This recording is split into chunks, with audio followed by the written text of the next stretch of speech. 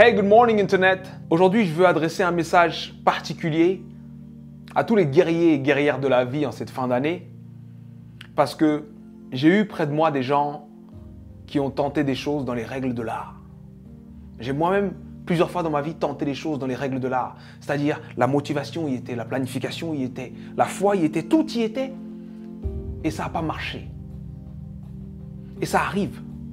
Des fois, ça arrive même que tu sais que ça va marcher, tu fais tout pour que ça marche, mais d'autres choses que tu croyais là s'effondrent. Des imprévus de la vie arrivent en angle mort et boum! Des choses qu'on peut appeler catastrophiques. Et là, tu te poses la question, mais pourquoi moi? Pourquoi c'est aussi dur pour moi? Pourquoi ça m'arrive à moi? Si tu es de ceux qui se posent cette question, il faut que je te raconte l'histoire d'un homme. Cet homme est né en 1809. En 1816, à 7 ans, forcé à travailler parce qu'on est en train d'expulser sa famille. En 1818, il perd sa mère. En 1828, il perd sa sœur. En 1831, il lance son premier business et il fait faillite. En 1832, il se présente aux élections législatives. Il perd. En 1833, il emprunte de nouveau de l'argent pour créer un business qu'il lance et qui fait faillite encore. En 1835, il rencontre une femme merveilleuse, il tombe amoureux d'elle, il se fiance et elle meurt. En 1836, il rentre dans une période sombre de sa vie, il rentre dans une dépression profonde. Et il reste alité pendant 6 mois consécutifs.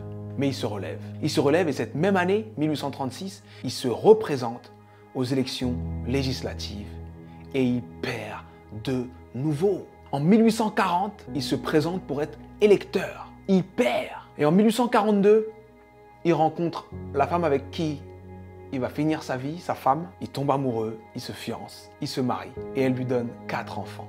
Et il en perd 3. En 1843, il se présente au Congrès et il perd. En 1845, il se présente de nouveau au Congrès et il perd de nouveau. En 1850, son fils meurt. En 1854, il se présente au Sénat, il perd. En 1956, il se présente pour être vice-président. Il n'a même pas 100 voix. En 1958, il se présente de nouveau au Sénat et il perd de nouveau. Et en 1960, Abraham Lincoln est élu président des États-Unis d'Amérique. Et il fait 2 mandats exceptionnels qui font de lui l'un des présidents les plus respectés et les plus impactants de l'histoire des États-Unis. C'était important que je te raconte cette histoire. C'était important que je te raconte cette histoire parce que on voit le héros, mais on ne voit pas les coulisses de la réussite. Il faut que tu acceptes les coulisses de ta réussite. Peu importe la difficulté, peu importe ce qui se passe, peu importe ce que tu dis, sache que tant que tu respires, ton but t'attend. Tant que tu respires, ton rêve t'attend. Et je vais te dire une chose que je veux que tu gardes dans ta tête et dans ton cœur le plus longtemps possible et que tu te répètes le plus souvent possible.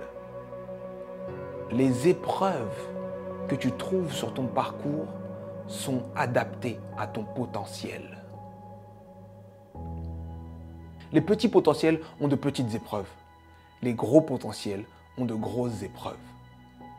On peut tous, dans nos vies, prendre des feuilles, noter les dates des moments les moins drôles de nos vies, les moments les plus difficiles de nos vies, et faire une liste comme celle que je viens de faire pour Abraham Lincoln. Mais sincèrement, je pense que Abraham Lincoln faisait l'inverse. Pour avancer dans les coulisses de la réussite, pour avancer face à toutes ces épreuves, il faut se focaliser sur ce qu'il y a de bon, de positif, et ce qui nous donne envie d'avancer.